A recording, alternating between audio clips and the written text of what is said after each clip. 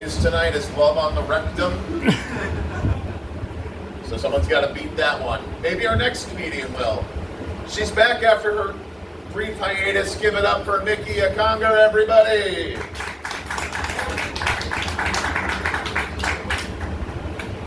So I talked to Mitch McConnell, and he said, protect trans rights. I talked to Mitch McConnell. Lindsey Graham was there. They're planning on voting in the election during midterms in Chicago. I talked to Lindsey Graham. I talked to Mitch McConnell, and he said,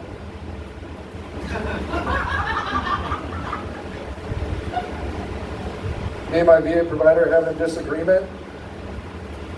She says I need more fruit in my diet, and I'm like, have you seen me? She says, Mickey, figs, not fags. Gotcha.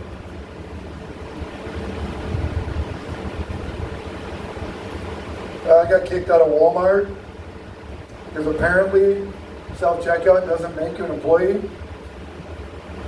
They caught me in the break room because I'd worked my ass off and I decided I needed some time.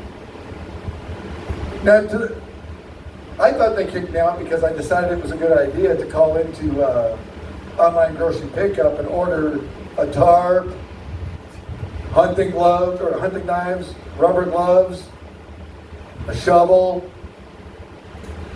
I thought they were kicking me out for a murder kit, but apparently my asking for a raise was grounds to do that.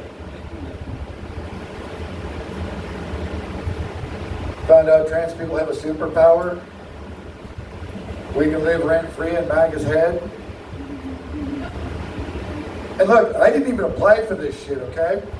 I mean, every time I turn around, I hear about trans people. Trans people in sports, trans people in bathrooms.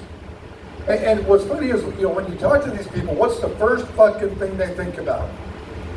Sex. And I realize why. Because conservative men don't have sex. That's why they think less of women. They think women should be dominated because they gotta have sex with that woman.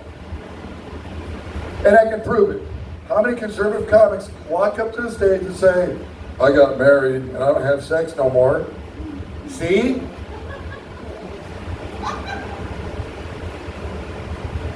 The local dispensaries are becoming more LGBT inclusive.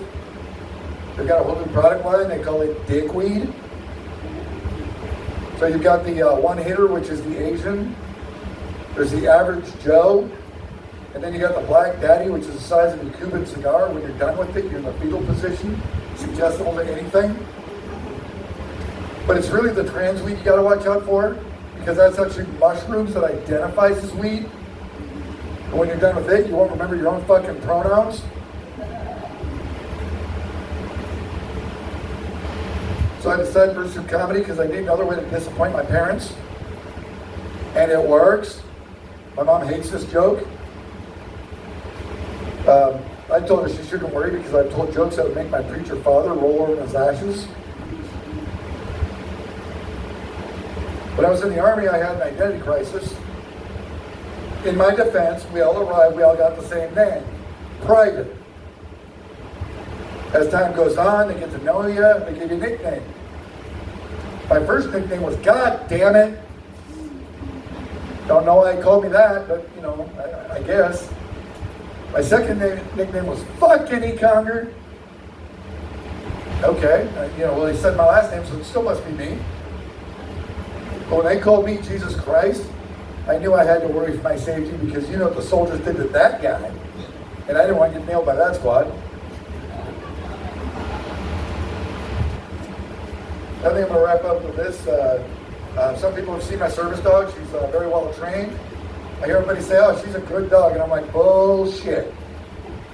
I take that vest off, I take that collar off, I start throwing her ball, this dog goes mental. Okay, she starts running, she grabs this ball. She's got the ball hanging out one side of her mouth, her tongue hanging out the other, her ears are flopping, her tail's wagging. And people are, well, what kind of dog is she? Well, she's a boxer, she's a lab. Which makes perfect sense because I call her my meth lab. I'm Mickey Akonga, everybody.